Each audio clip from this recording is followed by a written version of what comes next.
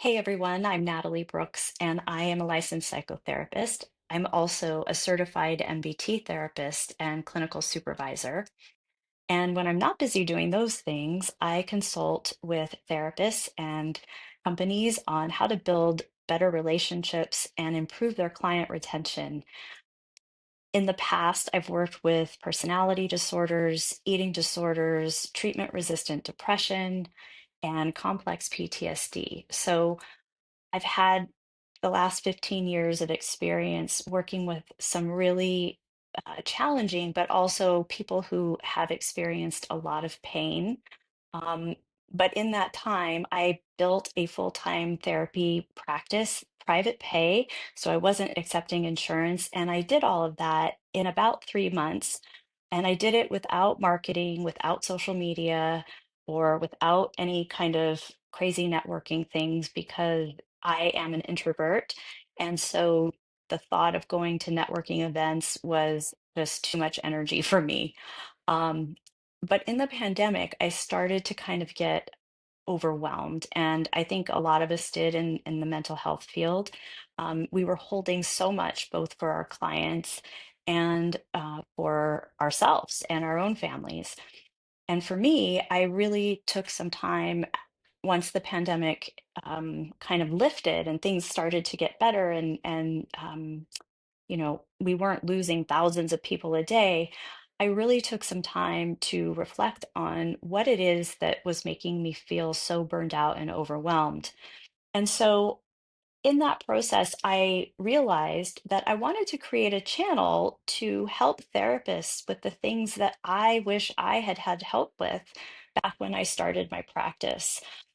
Certainly, clinical supervision is super important in working with our clients, but it isn't always helpful in addressing the things that are going on inside of us, right? And our own therapist can help us with those things, of course, right? But there has to be something sometimes that merges the two, right? So the clinical supervision with clients with a clinical supervisor, and then our own personal therapy is all both of those are equally important. And yet sometimes they can feel quite separate.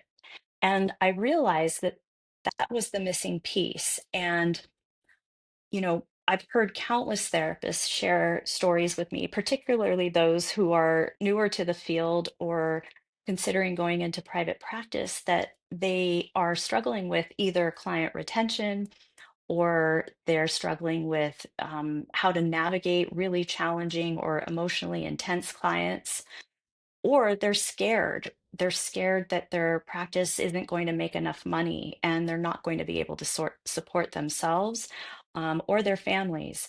And so I created this channel to hopefully help you all navigate that. And so I am super excited to launch my series on how to navigate being a therapist.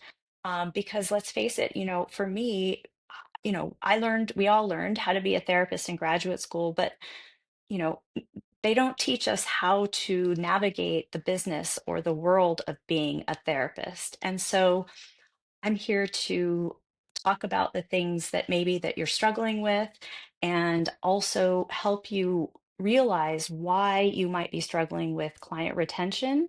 So, that is why a client comes maybe one or two times and then they don't come back. Or maybe you're wondering, are you in the right field? Did you make the wrong choice?